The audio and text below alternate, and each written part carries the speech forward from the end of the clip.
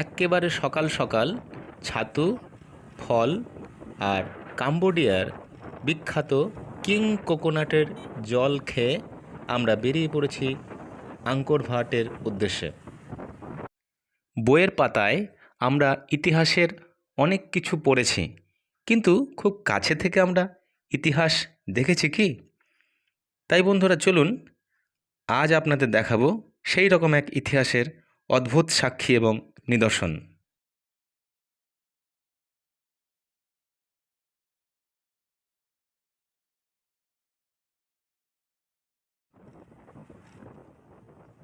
পৃথিবীর সর্ববৃহৎ ধর্মীয় স্থাপত্য এবং তৎকালীন খেমের স্থাপত্যের প্রধান আকর্ষণ এবং নিদর্শন আঙ্কর ভাটের এই বিষ্ণু মন্দির। আমরা ইতিহাসের পাতায় এর সম্পর্কে কিছু পড়েছি। প্রকৃতপক্ষে এই আঙ্কর ভাটের সামনে দাঁড়ালে বোঝা যায় ছবিতে দেখা আর কল্পনার তার থেকেও নাকি অনেক অনেক বড় আসল এর আকৃতি প্রকৃতি। এবং এই বেলে পাথরে তৈরি সুবিশাল এই মন্দির চত্বর এবং তৎসংলগ্ন পরিখা দ্বারা ঘেরা এক সুন্দর ঐতিহাসিক নিদর্শন। আমরা আমাদের যে হোটেল এই সিএম রিপ শহর থেকে বেরিয়েছি এবং সেখান থেকে আঙ্কর ভাটের মূল বিষ্ণু মন্দিরের ক্যাম্পাস প্রায় 5.5 কিলোমিটার। অগত্যা আমাদের অটো এসে থামলো এই অ্যাঙ্কর প্যানোরামা মিউজিয়ামের কাছে, এবং এখানেই আছে আঙ্কর ভাট বিষ্ণু মন্দিরে যাবার জন্য যে পাস অর্থাৎ টিকিট, এবং এই টিকিট মূল্য জন প্রতি $37 এবং এই টিকিটের ভ্যালিডিটি থাকে 2 দিন।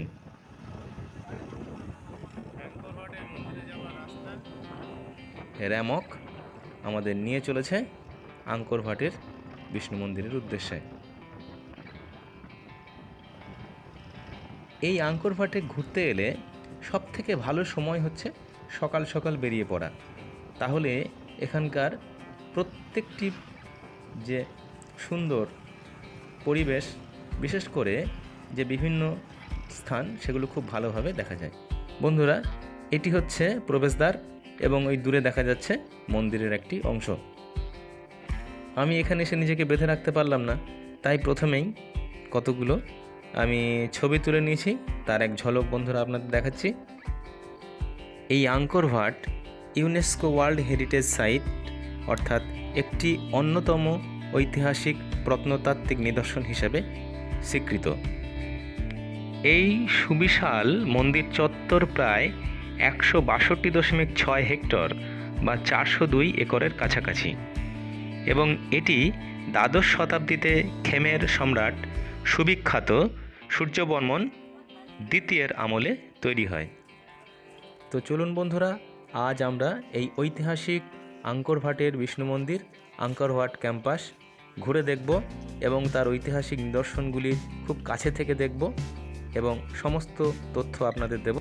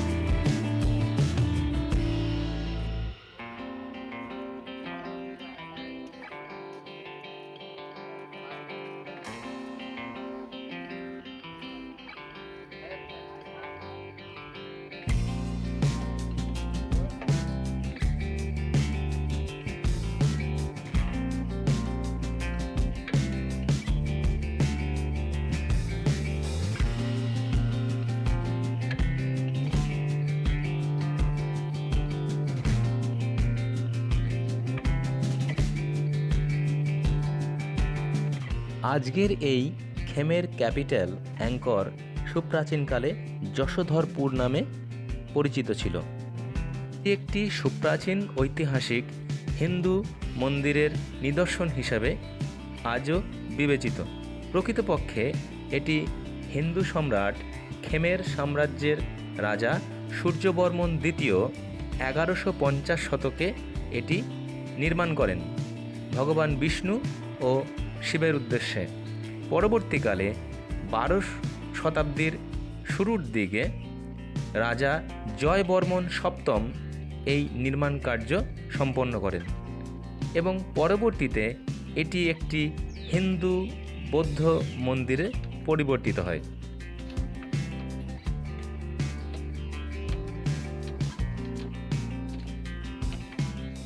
বাইরের পরীক্ষার ওপরের ভাসমান সেতু পেরিয়ে পৌঁছানো যায় মূল মন্দির চত্বরের বাইরের দেওয়ালে।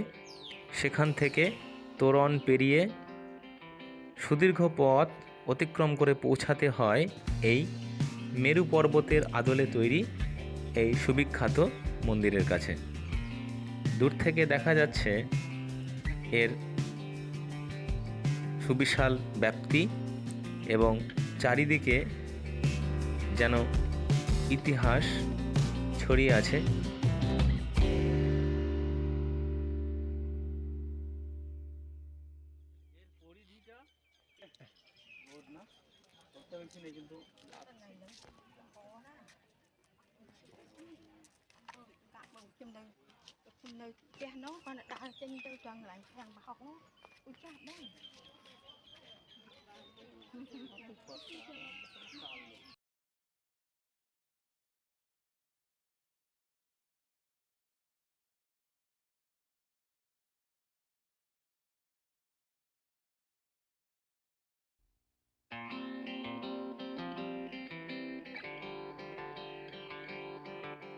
সুবিশাল বারান্দা, দেওয়াল, প্রাচীর সব মিলিয়ে স্তম্ভিত করে দেওয়ার মতো এই অদ্ভুত স্থাপত্য। তার মধ্যে ধীরে ধীরে একতলা পেরিয়ে প্রবেশ করতে হয়। তো আমরা বন্ধুরা এখন ওই প্রায় একতলার বেশি হবে এমন উঁচু আমরা মন্দির প্রান্তরের ভেতরে অভ্যন্তরে প্রবেশ করেছি। এই হচ্ছে মন্দিরের দেওয়াল এবং বিভিন্ন দিকে সুপ্রাচীনকালের যে ঐতিহ্য, বিভিন্ন খোদাই, তার নিদর্শন এবং কাব্যিক বিভিন্ন চিত্র প্রস্ফুটিত চারিদিকে আছে। তো চলুন বন্ধুরা আমরা ভেতরে ঘুরে ঘুরে এগুলো দেখি।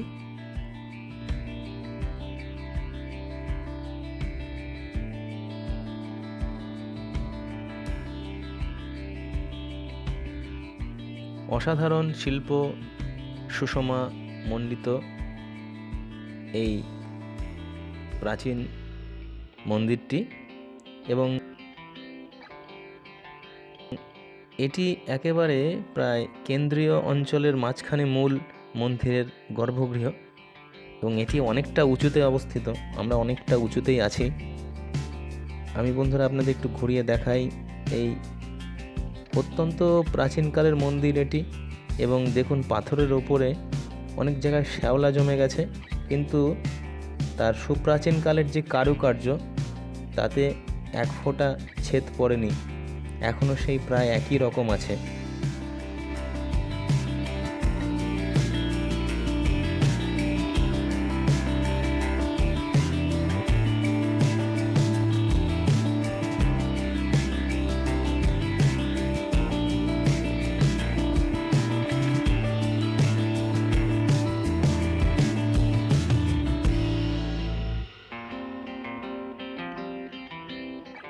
আমরা এই আঙ্করভাট বিষ্ণু মন্দিরের মূল গর্ভগৃহের একটা অংশে আছি এবং এই অংশে উঠতে গেলে অস্থায়ী কাঠের সিঁড়ি বেয়ে প্রায় 5 তলা হবে, এরকম অনেকটা উঁচুতে উঠতে হয়।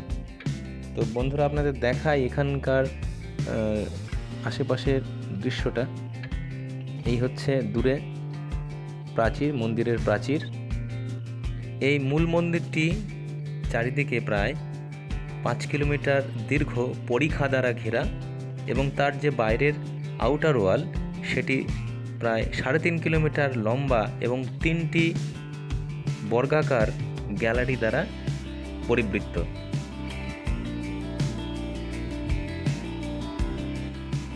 এই মূল মন্দিরের মাঝখানে রয়েছে এক সুবিশাল উঠোন এবং এখানকার সুপ্রাচীনকালের স্থাপত্য সবসময় নজর কাড়ে। দেওয়াল, সিঁড়ি, তার ধাপ, চারিদিকে যে মূর্তি, বিভিন্ন অলিন্দ এবং সর্বোপরি তার কারুকার্য সবই যেন ইতিহাসের নিদর্শনকে বয়ে চলেছে। এটি দেখতে দেখতে আমরা চলে এসেছি মন্দিরের অপর প্রান্তে।